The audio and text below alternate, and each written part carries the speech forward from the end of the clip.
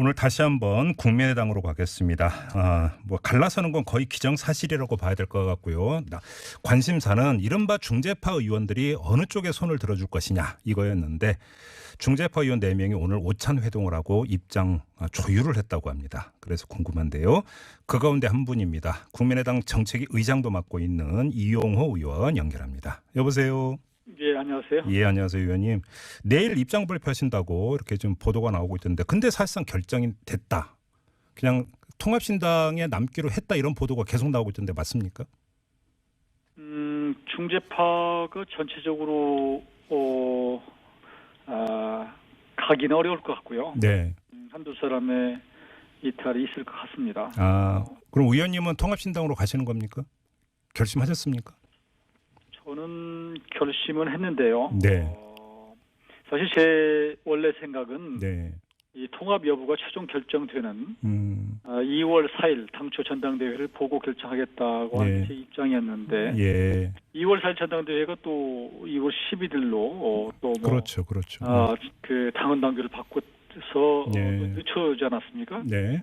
그래서 그런 절차가 마무리돼야지 합당 여부가 결정되는 것이기 때문에 늦출 수밖에 없는 상황이었는데 네. 도저히 양쪽에서 그냥 두지를 않네요. 그래서 입장을 결정할 수밖에 없고 네. 그럼 결정을 했습니다. 그럼 오늘 같이 이제 그 이야기 나눴던 박주선, 그 주승용, 김동철 의원도 통합신당에 남는 걸로 결정을 본 거 이렇게 이해를 하면 되는 거죠, 의원님? 그 세 분은 일찍 결정을 하신 분들이고요. 그렇군요. 저와 사실은 황종호 의원님은 거기 합류하기가 어렵다. 네. 라고 하는 좀 그런 입장을 계속 견지해 왔습니다. 네. 오늘 사실은 제가 그런 발표를 했는데, 이렇게 최선은 그 호남의 의원을 확장하고, 네. 또 국민의당의 정체성을 지키면서, 이렇게 통합을 하면 이게 최선인데 이게 무망한 상태가 됐기 때문에 네. 사선을 선택할 수밖에 없다 이렇게 말씀을 오늘 했습니다만 네. 저는 그 여러 차례 통합 과정의 절차적 정당성의 문제를 제기를 했고 네. 지역구로서 지역 민심을 사실은 거스를 수가 없는 그런 상태여서 합류하기는 좀 어렵. 그런 입장입니다. 합류라고 하는 게 민주평화당 합류를 말씀하시는 거예요? 아닙니다. 그 통합신당에 합류는 못하겠다 이런 말씀이신가요? 정리를 하면? 좀 어렵습니다. 네. 그러면 그 민주평화당으로 가십니까? 어떻게 되는 겁니까? 그 부분은 이제 우선은 그 저희 중재파가 얘기했던 사실은 전당대회 이전에 안철수 대표의 사퇴를 집요하게 요구를 했었는데. 네. 어떻게 보면 그 답변이 2월 13일 통합을 완성시켜 놓고 나서 사퇴한다는 거 아니겠습니까? 네. 근데 그 얘기는 한 달 전부터 백의종군 한다고 했기 때문에 네. 중재파의 어떤 요구를 사실은 전혀 수용한 것은 아니라고 보여지고요. 예. 또 여전히 그러면서도 또 역할을 할 건 하겠다라고 여운을 남겨놔서 그런 정도 가지고는 호남 사실은 호남 자꾸 얘기하는 게 거부감도 많이 있는 분도 있는 걸로 알지만 호남을 지역구로 두고 있는 사람으로서는 굉장히 수용하고 또 선거를 앞두고 있는 상태에서는 그것을 인정하기 어려운 그런 지경에 왔습니다. 자, 그 약간의 혼란이 있을 수 있으니까 제가 다시 한번 정리할게요. 의원님의 그 결심은 그러니까 민주평화당, 그러니까 통합에 반대했던 의원들이 지금 이제 창당하는 민주평화당이 있고. 안철수 대표가 주인 그냥 통합신당이라고 부르겠습니다. 아직 당명이 결정이 안 됐으니까. 그러니까 통합신당으로는 가지를 않는다. 네, 저는 통합신당에 합류하기는 어렵습니다. 그럼 다른 중재파 의원들도 그렇게 그러니까 입장이 정리가 된 겁니까? 아닙니다. 다른 중재파 의원들은 지금 통합신당으로 가는 걸로. 네, 통합신당으로 하는 것으로 그분들은 그렇게 오래전에 사실은 내부적으로 결정을 했고. 황주홍 의원님은요? 황주홍 의원님은 저하고 비슷하고요. 비슷하고. 제가 알기는 그 개인적인 입장 표명을 할 것으로. 그러면 통합신당에는 안 간다라는 입장으로 정리가 됐다 이렇게 이해를 하면 되는 거죠. 황주홍 의원 같은 경우도. 예, 아마 민평당으로 가시지 않나 싶습니다. 자, 그러면 다시 한번 명시적으로는 의원님은 민평당으로 가십니까? 아니면 무소속으로 남으실 겁니까? 그거까지는 제가 내일 정도 하여튼 금년간에 거취를 결정해서. 밝히겠습니다. 자, 근데 조금 전에 의원님께서는 이제 지역구의 민심을 감안하지 않을 수 없다 이런 현실적인 어떤 그 환경을 강조를 하셨잖아요. 예. 오히려 그런 점을 본다 민평당으로 가는 게 맞는 것 아닌가 싶은 생각도 드는데. 민평당 쪽에 가깝습니다. 근데 왜 민평당 가는 건 마지막으로 이렇게 고민하고 계시는 이유가 뭡니까? 민평당의 사실 한계점도 있지 않습니까? 호남의 의원들만 가지고 호남의 민심만을 대변한다고 해서 이게 과연 지속 가능한 정당이 될까? 네네. 또 제가 한계를 느끼고 있는 건 뭐냐면 제가 가서 원내교섭단체가 되면 뭐 오늘이라도 바로 가겠는데 네. 원내교섭단체가 지금 불가능한 상태로 지금 돼 있어서 그러게요. 앞으로 의정 활동을 할 때의 한계가 있고 또 한 가지는 민평당은 결국은 민주당과 궤를 같이 할 수밖에 없기 때문에 예. 각자의 어떤 정책이나 어떤 그 소신을 필 때 거기를 벗어나기가 좀 어려운 헌법기관으로서의 어떤 레버리지라고 그럴까요? 네네. 이런 것들을 좀 발휘하기가 상당히 한계가 있어서 좀 그런 부분이 망설여졌던 부분입니다. 아, 그렇군요. 자, 그러면 그 통합신당에 합류하기로 한 박주선 의원이나 김동철, 주승용 의원도 지역구가 호남 아닙니까? 그분들은 뭐 저보다 더 소신이 분명한지는 모르겠는데요. 네. 저는 이제 어렵게 해서 모처럼 국회의원이 된 사람이고, 네. 그분들은 저보다 훨씬 경륜도 많고, 또 산전수전 더 겪은 분들이기 때문에, 또 이런 뭐 과정을 많이 겪었는지는 모르겠습니다만, 그렇지만, 저는 이렇게 지역의 민심을 완전히 거스를 만큼, 어떻게 보면, 그렇게, 그런 경험을 사실 해보지 못했고, 네네.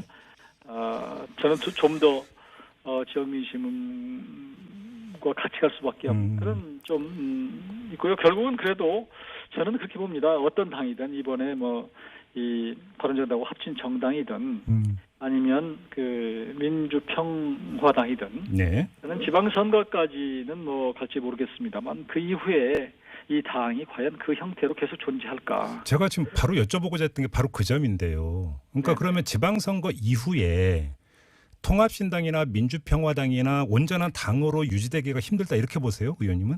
저는 그렇게 사실은 보고 있습니다. 왜냐하면 지금 호남에서 이제 민주평화당이 나름대로는 이렇게 또 지역 어떤 감정이라고 할까요, 감성이라고 할까요? 네네네. 지금 그런 것 때문에 조금 격앙되어 있는 것은 사실인 것 같아요. 네.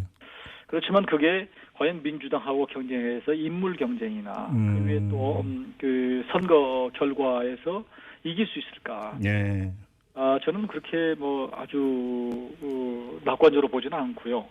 마찬가지로 통합당 이쪽에 이제 안철수, 유승민 두 분이 합치는 통합당도 이번 지방선거에서 그렇게 좋은 성과를 내기는 저는 어렵다고 봅니다. 그러면 선거에서 좋은 성적을 못 낸 당이 계속 가기 어렵고 또 한 가지는 지방선거 끝나고 나면 민주당이 국정 운영을 하기가 굉장히 어려울 겁니다.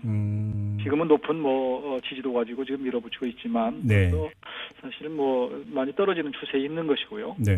그런 정도에서 120석 가지고 국정을 운영하기는 어려울 것이기 때문에 어떤 형태로든지 저는 정계 개편이 촉발되리라고. 잠깐만요. 지금 그 말씀은 그러면 지방선거 지나고 만약에 문재인 대통령의 지지율이 좀 빠진다면 더불어민주당이 민주평화당 통합이 되든 흡수가 되든 이렇게 갈 가능성이 있다. 이런 전망이신 것 같은데요. 맞습니까? 민주평화당하고만 할지 아니면은 전체적으로 그 해체 모여를 할지 그건 알 수 없습니다만 저는 충분한 그런 수요가 있다. 저는 그렇게 봅니다. 더불어민주당이 그렇게 자발적으로 나설 가능성이 있다고 보세요. 왜냐하면 지금 그러니까 더불어민주당은 그 당 지지율에 여러 가지로 좀 상황이 좋지 않습니까? 근데 이게 지방선거 지나면 많이 빠질 거다 이런 전제에서 지금 진단하시는 거죠? 저는 지방선거 하기 전에도 상당히 빠질 거로 봅니다. 지금 일자리 문제, 그다음에 최저임금의 급격한 인상 때문에 여러 가지 오는 부작용들이 지금 굉장히 많거든요. 그래요? 그것을 극복하기가 쉽지 않을 것이다. 남북 문제가 어떻게 또 해결될 것이냐는 문제, 핵 문제. 그러면 의원님 단도직입으로 만약에 민주당에서 의원님 콜하면 가시겠습니까? 그건 전제로 말씀드릴 수는 없지만 그때 어떤 형태의 그 정계 개편이 이루어지느냐에 따라서 제가 소신을 펼 수 있는 가장 적절한 당을 선택하겠습니다. 알겠습니다. 조금 전에 이제 지방선거를 거치면서 통합신당이나 민주평화당의 전망이 밝지 않다고 진단을 하셨는데 그걸 좀 정리를 하면 민주평화당을 구성하고 있는 의원들의 몇몇은 뭐 비유적으로 표현하자면 호남에서 대부분이 올드보이이기 때문에 별로 어필이 안 될 것이다 이런 그러니까 진단이신 것 같고 예. 통합신당 같은 경우도 이른바 안철수의 어떤 정책 약발이 호남에서 이미 거의 약효가 다 됐다 이런 진단이십니까? 정리하면 사실 민평당 쪽도 그런 그 이제 호남을 벗어나서는 네. 너무 오래 정치하신 분들 때문에 좀 구태적인 측면이 있다 이렇게 보는 게 사실이고요. 예예. 그래서 이 민평당이 쓰려면 그 세대 교체를 할 필요가 있습니다.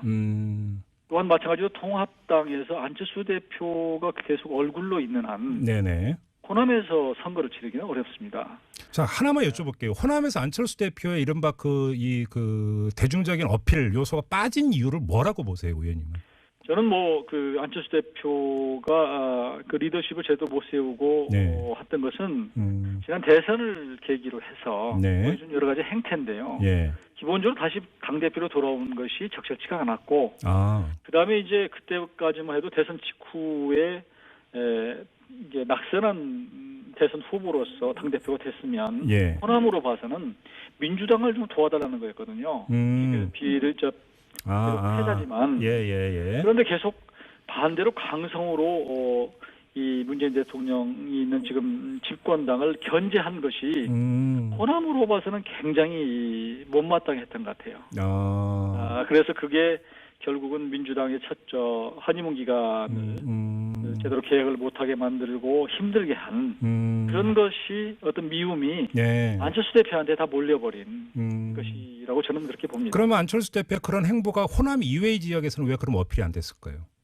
호남 이외에서는 지금 호남에 지금 제가 말씀드린 대로 어떤 개혁적이고 나름대로 계획하는 데 있어서 집권 초기에 그런 요구가 다른 비호남 지역에서는 호남처럼 높지는 않았죠. 그렇다. 네. 자 마지막으로 그럼 이걸 좀 여쭤볼게요. 지금 통합신당 안철수 대표는 이른바 동서화합 명분을 내걸고 있지 않습니까? 네.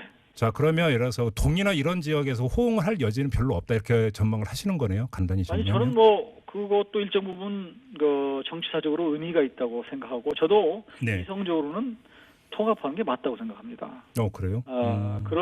그런데 문제는 그 통합의 과정이 세심하지 못해서 저는 여러 차례 얘기를 했습니다만 안철수 대표가 호남에서 지지를 못 받는 상태에서 안철수 대표가 일방적으로 통합을 밀고 간 것이 이게 통합의 여러 가지 장점들을 훼손시켜 버렸다. 저는 그렇게 봅니다. 그러니까 반대로 만일 통합을 예를 들어서 호남에 있는 여러 의원들이나 이분들이 통합하자. 어차피 국민의당은 호남이 주축인 정당이니까 외연을 넓히자. 이렇게 반대로 역할 분담을 했더라면 지금 같은 일이 안 생겼죠.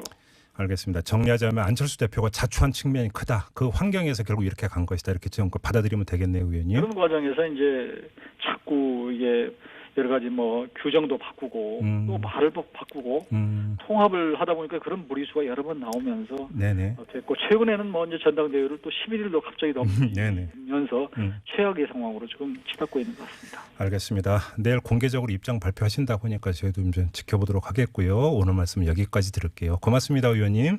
네, 감사합니다. 네, 지금까지 국민의당의 이용호 의원이었고요.